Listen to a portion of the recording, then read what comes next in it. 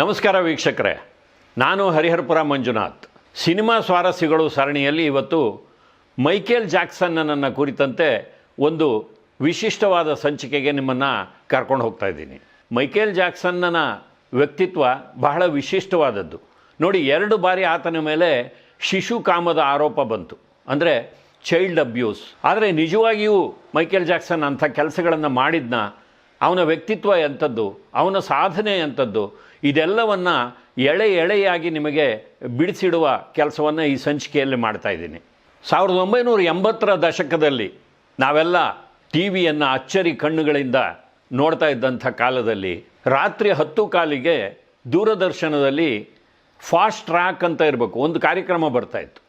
ಅದರಲ್ಲಿ ನಿಮಗೆ ವಿದೇಶದ ಈ ಕೆಲವು ಆಲ್ಬಮ್ಗಳನ್ನು, ಅಂದರೆ ವಿಚಿತ್ರವಾದಂಥ ಈ ಛಾಯಾಗ್ರಹಣದ ಅದ್ಭುತ ಚಾಕಚಕ್ಯತೆ ಇರುವಂಥ ಕೆಲವು ಸಾಂಗ್ಗಳನ್ನು, ಅಲ್ಲಿ ವಿಡಿಯೋ ಸಾಂಗ್ಗಳನ್ನು ಹಾಕ್ತಾಯಿದ್ರು.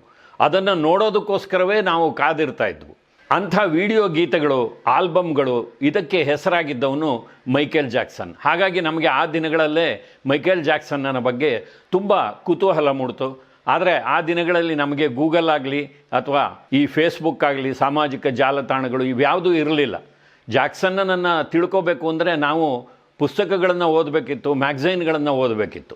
ನನ್ನ ಮಿತ್ರ ಓಂಕಾರ ಸ್ವಾಮಿ ಆಸ್ಟ್ರೇಲಿಯಾದಲ್ಲಿ ನೆಲೆಸಿದ್ದಾನೆ. ಅವನೂ ಸಹ ನನ್ನ ಹಾಗೆಯೇ ಮೈಕೇಲ್ ಜಾಕ್ಸನ್ನನ ಸಂಗೀತವನ್ನು ತುಂಬ ಪ್ರೀತಿಸ್ತಾ ಇದ್ದ. ಹಾಗಾಗಿ ಅವನು ನನಗೆ ಕೆಲವು ಪುಸ್ತಕಗಳನ್ನು ಕಳಿಸ್ಕೊಡ್ತಾ ಇದ್ದ. ಅಲ್ಲಿ ಮೈಕೇಲ್ ಜಾಕ್ಸನ್ನನ ಬಗ್ಗೆ ಅರಿತಾ ಹೋದಾಗ ನಮಗೆ ತುಂಬ ಅಚ್ಚರಿ ಆಗ್ತಾಯಿತ್ತು.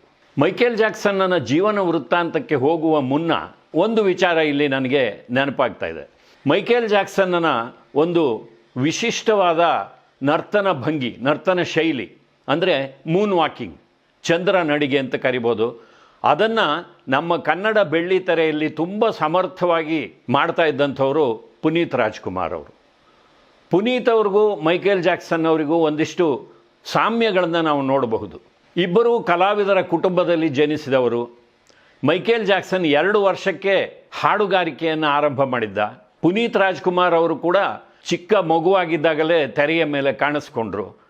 ನೋಡಿ, ಮೈಕೇಲ್ ಜಾಕ್ಸನ್ 50 ವರ್ಷಗಳ ಜೀವನವನ್ನು ನಡೆಸಿ ನಿರ್ಗಮಿಸಿದ. ನಮ್ಮ ಅಪ್ಪು ಅವರು 46 ವರ್ಷಕ್ಕೆ ನಿರ್ಗಮಿಸಿಬಿಟ್ರು. ಮೈಕೇಲ್ ಜಾಕ್ಸನ್ ಹುಟ್ಟಿದ್ದು ಆಗಸ್ಟ್ 29ನೇ ತಾರೀಕು 1958ನೇ ಇಸ್ವಿ ಇಂಡಿಯಾನಾದ ಗ್ಯಾರಿಯಲ್ಲಿ ಆತನ ಜನನ ಆಗುತ್ತೆ. ತುಂಬ ಬಡ ಕುಟುಂಬ. ಆತನ ತಂದೆ ಜೋ ಜಾಕ್ಸನ್ ಒಬ್ಬ ಗಿಟಾರಿಸ್ಟ್ ಹಾಗೂ ಒಂದು ಸ್ಟೀಲ್ ಕಾರ್ಖಾನೆಯಲ್ಲಿ ಕ್ರೇನ್ ಆಪರೇಟರ್ ಆಗಿ ಕೆಲಸ ಮಾಡ್ತಾ ಇದ್ದ. ಆತನ ತಾಯಿ ಕ್ಯಾಥರೀನ್ ಎಸ್ತರ್ ಜಾಕ್ಸನ್, ಆಕೆ ಒಬ್ಬ ಕ್ಲಾರಿಯೋನೆಟ್ ಹಾಗೂ ಪಿಯಾನೋ ವಾದಕಿ. ಹೀಗೆ ಕಲಾವಿದರ ಕುಟುಂಬದಲ್ಲಿ 10 ಜನ ಮಕ್ಕಳಲ್ಲಿ 8ನೇಯವನಾಗಿ ಜನಿಸಿದವನು Michael Jackson, Michael Joseph Jackson. ನೋಡಿ, ನಾನು ಆಗಲೇ ಹೇಳಿದ ಹಾಗೆ 2 ವರ್ಷಕ್ಕೆ ಆತ ಹಾಡೋದಕ್ಕೆ ಆರಂಭ ಮಾಡ್ತಾನೆ. 5 ವರ್ಷ ಆಗುವಷ್ಟರಲ್ಲಿ ತನ್ನ ಕುಟುಂಬದ ಹಿರಿಯ ಸೋದರರ ಜೊತೆಯಲ್ಲಿ ತಂಡವನ್ನು ಕಟ್ಟಿಕೊಂಡು ಪ್ರದರ್ಶನಗಳನ್ನು ನೀಡೋದಕ್ಕೆ ಆರಂಭ ಮಾಡ್ತಾನೆ. 10 ವರ್ಷ ಆಗುವಷ್ಟರಲ್ಲಿ ಆತ ಕುಟುಂಬದಲ್ಲಿ ಚಿಕ್ಕವನಾಗಿದ್ದರೂ ಕೂಡ ತಂಡದ ಲೀಡರ್ ಆಗಿ ಹೊರಹೊಮ್ಮುತ್ತಾನೆ. ಅದೇ ದಿನಗಳಲ್ಲಿ ಪ್ರಸಿದ್ಧ ಅಪೋಲೋ ಥಿಯೇಟರ್ನಲ್ಲಿ ಪ್ರದರ್ಶನವನ್ನು ಕೊಡ್ತಾನೆ. ತಂದೆ ಜೋ ಜಾಕ್ಸನ್ ಜೊತೆಯಲ್ಲಿ ಈ ಜಾಕ್ಸನ್ ಕುಟುಂಬದ 5 ಸದಸ್ಯರು ಜಾಕ್ಸನ್ 5 ಎನ್ನುವ ಹೆಸರಿನಲ್ಲಿ ಪ್ರದರ್ಶನಗಳನ್ನು ಕೊಡ್ತಾ ಇರ್ತಾರೆ. ಮೈಕೇಲ್ ಜಾಕ್ಸನ್ನನ ಪ್ರತಿಭೆ ಎಂಥದ್ದು ಅಂದರೆ, ಆತ ಅದ್ಭುತವಾಗಿ ಹಾಡಬಲ್ಲವನಾಗಿದ್ದ. ಅಷ್ಟೇ ಅದ್ಭುತವಾಗಿ ನರ್ತನವನ್ನು ಮಾಡ್ತಾ ಇದ್ದ. ತನ್ನ ಪ್ರದರ್ಶನಗಳಿಗೆ ಬೇಕಾದಂಥ ಹಾಡುಗಳನ್ನು ತಾನೇ ಬರೆದುಕೊಳ್ತಾ ಇದ್ದ. ಅಂದರೆ ಒಂದು ರೀತಿಯಲ್ಲಿ ಬಹು ಪ್ರತಿಭೆಗಳ ಸಂಗಮ. ಆತನ ಹಾಡಂತೂ ಜನಗಳಿಗೆ ಎಂಥ ಹುಚ್ಚು ಹಿಡಿಸಿತ್ತು ಅಂದರೆ, ಅದೊಂದು ಅದ್ಭುತವಾದಂಥ ಕಂಠ. ಎಂಥ ಉಚ್ಚ ಸ್ಥಾಯಿಯಲ್ಲಿ ಬೇಕಾದರೂ ಆತ ಹಾಡ್ತಾ ಇದ್ದ. ಜೊತೆಗೆ ಆ ಹಾಡಿನಲ್ಲಿ ಭಾವನೆಗಳ ಮಹಾಪೂರವೇ ಹೊರಹೊಮ್ಮುತ್ತಾ ಇತ್ತು. ಜಾಕ್ಸನ್ ಕುಟುಂಬದ 10 ಮಕ್ಕಳಲ್ಲಿ 3 ಹೆಣ್ಣು ಮಕ್ಕಳು, ರೆಬಿ ಜಾಕ್ಸನ್, ಲಾಟೋಯಾ ಜಾಕ್ಸನ್ ಹಾಗೂ ಜಾನೆಟ್ ಜಾಕ್ಸನ್. ಜಾನೆಟ್ ಜಾಕ್ಸನ್ ಅವರು ಕೂಡ ಮೈಕೇಲ್ ಜಾಕ್ಸನ್ ರೀತಿಯಲ್ಲಿಯೇ ಪಾಪ್ ಸಂಗೀತದಲ್ಲಿ ದೊಡ್ಡ ಹೆಸರನ್ನು ಮಾಡಿದಂಥವ್ರು. ಇವರನ್ನು ಬಿಟ್ಟರೆ ಗಂಡು ಮಕ್ಕಳಲ್ಲಿ Jackie Jackson, Tito Jackson, Jermaine Jackson ಹಾಗೂ ಮರ್ಲಾನ್ ಜಾಕ್ಸನ್. ಮರ್ಲಾನ್ ಜಾಕ್ಸನ್ನನ ಜೊತೆಯಲ್ಲಿಯೇ ಹುಟ್ಟಿದ ಅವಳಿ ಜವಳಿ ಮತ್ತೊಬ್ಬ ಮಗ ಬ್ರ್ಯಾಂಡನ್. ಆತ ಚಿಕ್ಕ ವಯಸ್ಸಿನಲ್ಲಿಯೇ ಮರಣಕ್ಕೆ ತುತ್ತಾಗ್ತಾನೆ. ಕೊನೆಯವನು ರ್ಯಾಂಡಿ. ಈ ರ್ಯಾಂಡಿ ಹಾಗೂ ಮರ್ಲಾನ್ರ ಮಧ್ಯದಲ್ಲಿ ಹುಟ್ಟಿದವನೇ ನಮ್ಮ ಮೈಕೇಲ್ ಜಾಕ್ಸನ್. ನಾನು ಆಗಲೇ ಹೇಳಿದ ಹಾಗೆ 10 ವರ್ಷಕ್ಕೆ ಪ್ರಸಿದ್ಧ ಅಪೋಲೋ ಥಿಯೇಟರ್ನಲ್ಲಿ ಮೈಕೇಲ್ ಜಾಕ್ಸನ್ನನ ಪ್ರದರ್ಶನವಾಗುತ್ತೆ. ಜನ ಹುಚ್ಚೆದ್ದು ಕುಣಿತಾರೆ, ಹಣವನ್ನು ಲೆಕ್ಕವಿಲ್ಲದ ಹಾಗೆ ಆತನ ಮೇಲೆ ಎರಚುತ್ತಾರೆ. ಅವನನ್ನು ನೋಡಿದ್ರೆ ಜನಕ್ಕೆ ಅದೇನೋ ಒಂದು ರೀತಿಯ ಆವೇಶ. ನೋಡಿ, 1971ರಲ್ಲಿ ಅಮೆರಿಕ ಪ್ರವಾಸದಲ್ಲಿ ಮೈಕೇಲ್ ಜಾಕ್ಸನ್ನನ ಪ್ರದರ್ಶನ ಏರ್ಪಾಡಾದಾಗ ಜನರನ್ನು ನಿಯಂತ್ರಿಸೋದಕ್ಕೆ ಪೊಲೀಸರು ಹರಸಾಹಸ ಪಡಬೇಕಾಯಿತು. ಅಷ್ಟು ಹೊತ್ತಿಗಾಗಲೇ ಆತ ಯುವ ಜನರ ಐಕಾನ್ ಆಗಿ ಹೊರಹೊಮ್ಮಿದ್ದ. ಅದೇ ದಿನಗಳಲ್ಲಿ ಆತ ಕ್ವೀನ್ ಎಲಿಜಬೆತ್ ಎದುರಿಗೆ ಪ್ರದರ್ಶನವನ್ನು ನೀಡ್ತಾನೆ. ಹಾಗೆ ಪ್ರದರ್ಶನವನ್ನು ನೀಡುವ ಮೂಲಕ ಕ್ವೀನ್ ಎಲಿಜಬೆತ್ ಎದುರಿಗೆ ಪ್ರದರ್ಶನವನ್ನು ನೀಡಿದ ಅತಿ ಕಿರಿಯ ಪಾಪ್ ಗಾಯಕ ಎನ್ನುವ ದಾಖಲೆಯನ್ನು ಕೂಡ ಬರೀತಾನೆ. 1982ರಲ್ಲಿ ಮೈಕೇಲ್ ಜಾಕ್ಸನ್ಗೆ 25 ವರ್ಷಗಳಾಗಿದ್ದಾಗ ಆತನ ಮೊಟ್ಟ ಮೊದಲ ಆಲ್ಬಮ್ ಹೊರಬರುತ್ತೆ, ಗೋ ಟು ಬಿ ದೇರ್. ಇದಾದ ಮೇಲೆ ಮೈಕೇಲ್ ಜಾಕ್ಸನ್ನನ್ನು ಹಿಡಿಯೋದಕ್ಕೆ ಸಾಧ್ಯವಾಗೋದಿಲ್ಲ. ಯಾಕೆಂದರೆ ಅಮೆರಿಕ ಅಷ್ಟೇ ಅಲ್ಲದೆ ಇಡೀ ವಿಶ್ವದಾದ್ಯಂತ ಆತನಿಗೆ ಅಭಿಮಾನಿಗಳು ಹುಟ್ಟಿಕೊಳ್ತಾರೆ. ಅದೇ ದಿನಗಳಲ್ಲಿ Ben, music and me, forever Michael, best of Michael, off the wall, ಹೀಗೆ ಒಂದಾದ ಮೇಲಂದ್ರಂತೆ ಆಲ್ಬಮ್ಗಳನ್ನು ಮಾಡ್ತಾ ಹೋಗ್ತಾನೆ.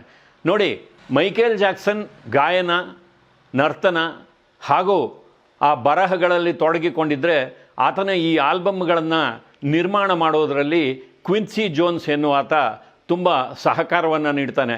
ಈ ಜೋಡಿ ಒಂದು ರೀತಿಯಲ್ಲಿ ಡೆಡ್ಲಿ ಜೋಡಿಯಾಗಿ ಅಮೆರಿಕದಾದ್ಯಂತ ಪಾಪ್ ಸಂಗೀತ ಪ್ರೇಮಿಗಳನ್ನು ಹುಚ್ಚೆಬ್ಬಿಸುತ್ತೆ. ಮೈಕೇಲ್ ಜಾಕ್ಸನ್ನನ ಮೊದಲ video album off the wall 8 million ಪ್ರತಿಗಳು ಮಾರಾಟ ಆಗುತ್ತೆ. ನೋಡಿ, ಆತ ಪಾಪ್ ಸಂಗೀತದ ಉತ್ತುಂಗದಲ್ಲಿದ್ದಾಗ ನಿರ್ಮಾಣ ಮಾಡಿದಂಥ ಥ್ರಿಲ್ಲರ್ ಇವತ್ತಿಗೂ ವಿಶ್ವದಲ್ಲಿ ಯಾವುದೇ ಒಂದು ವಿಡಿಯೋ ಆಲ್ಬಮ್ ಮಾಡದಿರುವಂಥ ದಾಖಲೆಯನ್ನು ಮಾಡಿದೆ.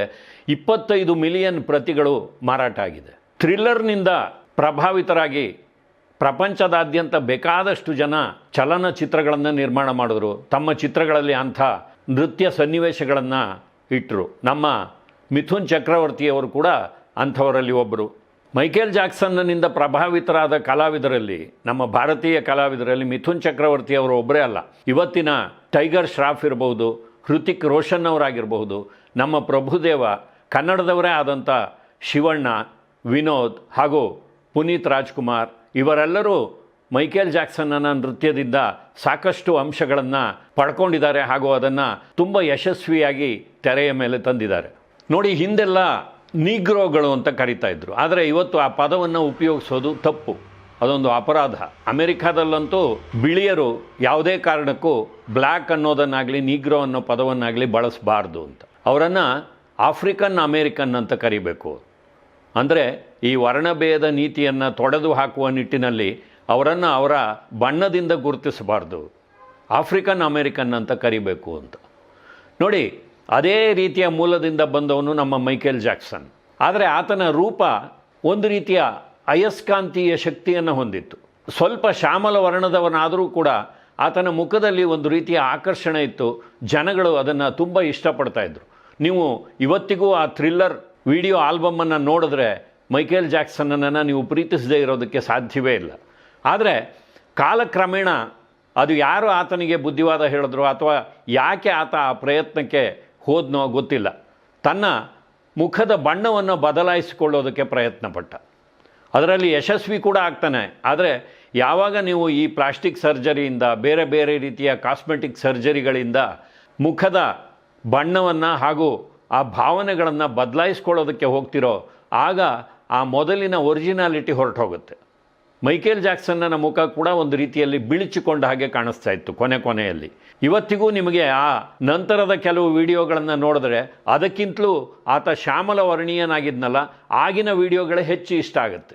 ಮೈಕೇಲ್ ಜಾಕ್ಸನ್ ಕೇವಲ ಈ ಪಾಪ್ ಸಂಗೀತ ಹಾಗೂ ವಿಡಿಯೋ ಆಲ್ಬಮ್ಗಳಿಗೆ ಮಾತ್ರ ಸೀಮಿತನಾಗಲಿಲ್ಲ. ಆತ ಕಮರ್ಷಿಯಲ್ಗಳನ್ನು ಮಾಡ್ದ, ಸಿನಿಮಾದಲ್ಲಿ ಕೂಡ ಅಭಿನಯಿಸಿದ. 1978ರಲ್ಲಿ ತನ್ನ ಆತ್ಮೀಯ ಸ್ನೇಹಿತೆಯಾಗಿದ್ದಂಥ ಡಯಾನಾ ರಾಸ್ ಅವರ ಜೊತೆಯಲ್ಲಿ ವಿಜ್ ಎನ್ನುವ ಒಂದು ಚಿತ್ರದಲ್ಲಿ ಆತ ಅಭಿನಯಿಸ್ತಾನೆ. ಅದು ವಿಝರ್ಡ್ ಆಫ್ ಓಝರ್ಡ್ ಎನ್ನುವ ಒಂದು ಲೋಕವಿಖ್ಯಾತವಾದ ಕಥೆಯನ್ನು ಆಧರಿಸಿದಂಥ ಒಂದು ಸಿನಿಮಾ.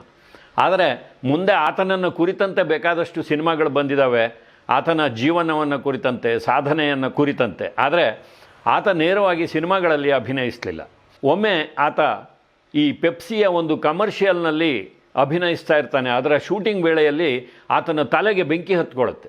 ಅದು ಎಷ್ಟು ತೀವ್ರವಾಗಿತ್ತು ಅಂದರೆ ಈ 2nd 3rd ಡಿಗ್ರಿ ಬರ್ನ್ ಅಂತಾರಲ್ಲ, ಆ ರೀತಿಯಾಗಿ ಆತನ ತಲೆ ಬುರುಡೆಗೆ ಒಂದು ರೀತಿಯಲ್ಲಿ ಹಾನಿಯಾಗಿತ್ತು. ಸುಮಾರು 18 ತಾಸುಗಳ ಕಾಲ ಶಸ್ತ್ರಚಿಕಿತ್ಸೆಯನ್ನು ಮಾಡಿ ಆತನಿಗೆ ಶುಶ್ರೂಷೆಯನ್ನು ಮಾಡಬೇಕಾಗಿ ಬಂತು. ಮೈಕೇಲ್ ಜಾಕ್ಸನ್ 2 ಬಾರಿ ವಿವಾಹವಾಗಿದ್ದ. ಲಿಸಾ ಮಾರಿ ಪ್ರೆಸ್ಲಿ ಅವರನ್ನು 1994ರಲ್ಲಿ ಮದುವೆ ಆಗ್ತಾನೆ.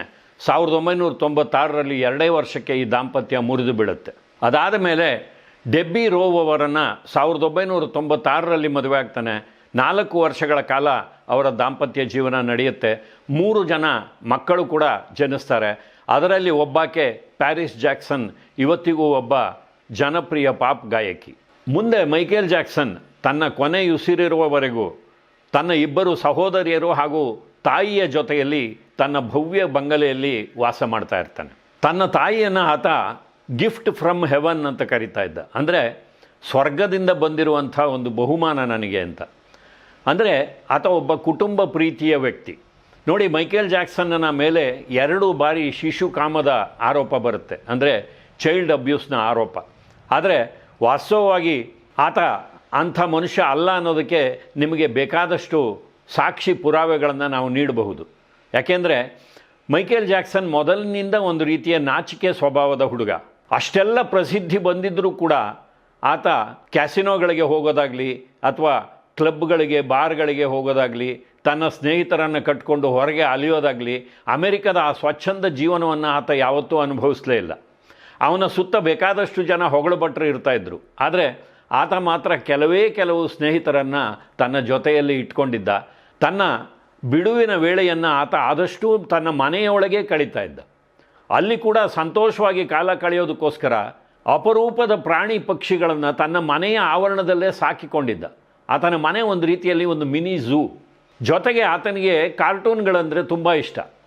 ಪ್ರತಿ ವಾರಕ್ಕೊಮ್ಮೆ ಡಿಸ್ನಿಲ್ಯಾಂಡ್ಗೆ ಹೋಗಿ ಬರ್ತಾ ಇದ್ದ. ಚಾರ್ಲಿ ಚಾಪ್ಲಿನ್ನ ಚಿತ್ರಗಳು ಅಂದರೆ ಬಹಳ ಇಷ್ಟ. ತನ್ನ ಮನೆಯಲ್ಲಿಯೇ ತನ್ನ ಪರ್ಸನಲ್ ಹೋಮ್ ಥಿಯೇಟರ್ನಲ್ಲಿ ಚಾರ್ಲಿ ಚಾಪ್ಲಿನ್ನ ಚಿತ್ರಗಳನ್ನು ನೋಡಿ ಸಂತೋಷಿಸ್ತಾ ಇದ್ದ.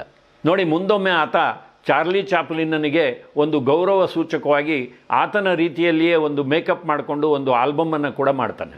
ಒಂದು ರೀತಿಯಲ್ಲಿ ಮೈಕೇಲ್ ಜಾಕ್ಸನ್ನನ್ನು ವಿಶ್ವಪ್ರಸಿದ್ಧಿಗೆ ತಂದಂಥ ಈ ಮೂನ್ ವಾಕಿಂಗ್ ಇದೆಯಲ್ಲ, ಇದರ ಜನಕ ಆತನೇ ಅಂತ ಹೇಳೋಕ್ಕಾಗಲ್ಲ. ಯಾಕೆಂದರೆ ನೀವು ಚಾರ್ಲಿ ಚಾಪ್ಲಿನ್ನ ಮಾಡರ್ನ್ ಟೈಮ್ಸ್ನಲ್ಲಿ ಈ ನೃತ್ಯವನ್ನು ನೋಡಿದ್ರೆ ಆತ ಮೂನ್ ವಾಕಿಂಗ್ನಂತ ಒಂದು ಸ್ಟೆಪ್ಪನ್ನು ಅವತ್ತೇ ಹಾಕಿದ್ದ ಅನ್ನೋದು ಅರಿವಿಗೆ ಬರುತ್ತೆ. ಆದರೆ ಅದನ್ನು ತುಂಬ ಲೋಕಪ್ರಿಯಗೊಳಿಸಿದವನು ಮೈಕೇಲ್ ಜಾಕ್ಸನ್. ಜೊತೆಯಲ್ಲಿ ಆತ ಈ ರೋಬೋಟಿಕ್ ಮೂಮೆಂಟ್ ಅಂತೀವಲ್ಲ, ನಮ್ಮ ಪ್ರಭುದೇವ ಅವರು ಇವತ್ತು ಯಶಸ್ವಿಯಾಗಿದ್ದಾರಲ್ಲ, ಅಂಥ ನರ್ತನ ಶೈಲಿಗೆ ಗೌರವವನ್ನು ತಂದುಕೊಟ್ಟವನು. ಹಾಗೂ ತುಂಬ ಜನಗಳು ಇಷ್ಟಪಡುವ ರೀತಿಯಲ್ಲಿ ಅದನ್ನು ವೇದಿಕೆಯ ಮೇಲೆ ಪ್ರದರ್ಶನ ಮಾಡ್ತಾ ಇದ್ದಂಥ ಅಪರೂಪದ ವ್ಯಕ್ತಿ ಮೈಕೇಲ್ ಜಾಕ್ಸನ್. ನೋಡಿ, ಮೈಕೇಲ್ ಜಾಕ್ಸನ್ ಎಂತಹ ಒಂದು ಮುಗ್ಧ ಮಗುವಿನ ಹೃದಯದವನು ಅಂದರೆ, ತಾನು ಪ್ರೀತಿಸುವ ಪ್ರಾಣಿ ಪಕ್ಷಿಗಳನ್ನು ತಾನು ಆಹಾರದ ರೂಪದಲ್ಲಿ ಸೇವಿಸಬಾರದು ಅಂತ ಹೇಳಿ ಆತ ಸಸ್ಯಾಹಾರಿಯಾಗಿಯೇ ಉಳಿದುಕೊಂಡಿದ್ದ. ಆತನ ಊಟ ಅಂದರೆ ಹಣ್ಣುಗಳು, ತರಕಾರಿ ಹಾಗೂ ಕಾಳುಗಳು.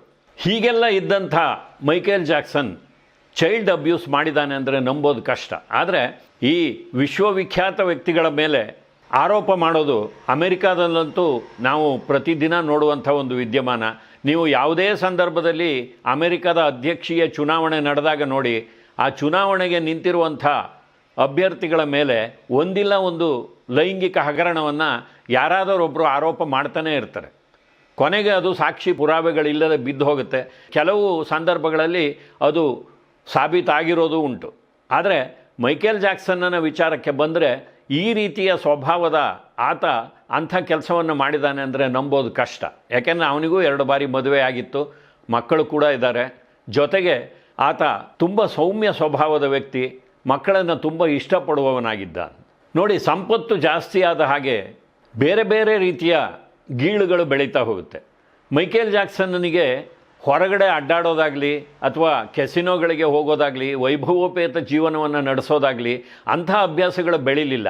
ಆದರೆ ಮನೆಯಲ್ಲಿಯೇ ಝೂವನ್ನು ಇಟ್ಕೊಂಡು, ಥಿಯೇಟ್ರನ್ನು ಇಟ್ಕೊಂಡು ಮನೆಯಲ್ಲಿಯೇ ಎಲ್ಲ ಸಂತೋಷಗಳನ್ನು ಆತ ಪಡಿತಾ ಇದ್ದ.